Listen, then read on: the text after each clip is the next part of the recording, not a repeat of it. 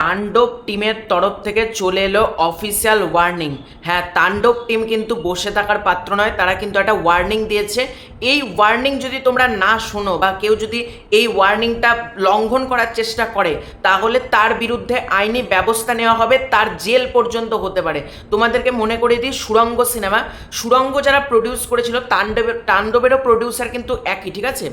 সুড়ঙ্গের সময় 5 জন মতন কিন্তু অ্যারেস্ট হয়েছিল।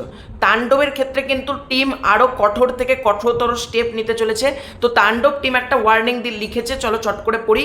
এটা দীপ্ত টিভি, অর্থাৎ তাণ্ডবের সাথে তোমরা জানো অ্যাসোসিয়েট করেছে দীপ্ত টিভি। তো দীপ্ত টিভির পক্ষ থেকে একটা ফেসবুকে পোস্ট করা হয়। কি পোস্টটা চলো আমরা পড়ি।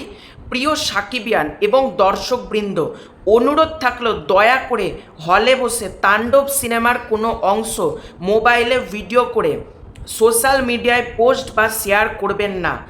এটিও এক ধরনের পাইরেসি, একেবারে ঠিক কথা, এটাও কিন্তু এক ধরনের পাইরেসি বলা যেতে পারে। এটিও এক ধরনের পাইরেসি। এতে আপনার প্রোফাইলে সোশ্যাল মিডিয়া প্ল্যাটফর্ম কর্তৃক রেস্ট্রিকশন বা নিষেধাজ্ঞা আসতে পারে, আইনি ব্যবস্থা গ্রহণ করা হতে পারে। আবার একবার বলছি, এতে আপনার প্রোফাইলে সোশ্যাল মিডিয়া প্ল্যাটফর্ম কর্তৃক রেস্ট্রিকশন বা নিষেধাজ্ঞা আসতে পারে, আইনি ব্যবস্থা গ্রহণ করা হতে পারে। চলুন তাণ্ডব প্রেক্ষাগৃহে উপভোগ করি এবং বাংলা চলচ্চিত্রকে সম্মান জানাই। আপনাদের সহযোগিতার জন্য ধন্যবাদ টিম তাণ্ডব। এটা দীপ্ত টিভির তরফ থেকে পোস্টটা করা হয়।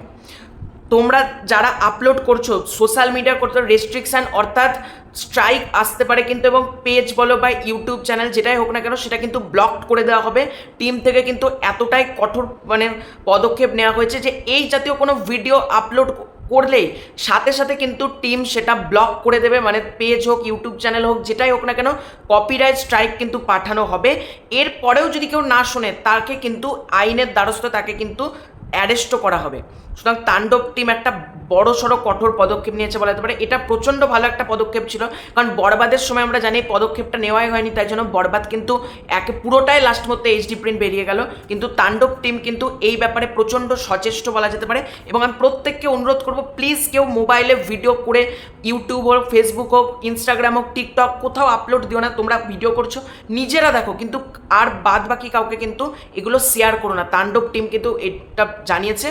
এবার যে শুনবে তার ভালো, যে শুনবে না তার গেল বলতে পারো। তো তোমাদের এই পুরো ব্যাপারটা নিয়ে কি মতামত কমেন্ট করে জানিও। খুব শীঘ্র যাচ্ছে নতুন কোনো ভিডিও, তৎক্ষণ বাই বাই।